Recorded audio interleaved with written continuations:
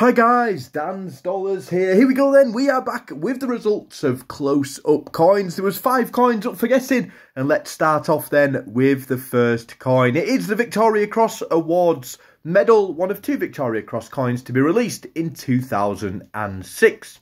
Move on then to the second coin. This one's actually from the year 2000. A huge shout out if you've managed to find this one. And it is indeed the Public Library's 50p coin. We then move on to coin number 3, the rarest of those Olympics. It's the Football Offside Rule Explained 50p coin, definitely one of my favourite Olympic coins as well. You are now looking around the £20 mark for a perfect uncirculated, so a huge shout out if you have managed to find that one. Coin number 4 then, we go to the Beatrix Potter coin set, and it is indeed the Mr. Jeremy Fisher.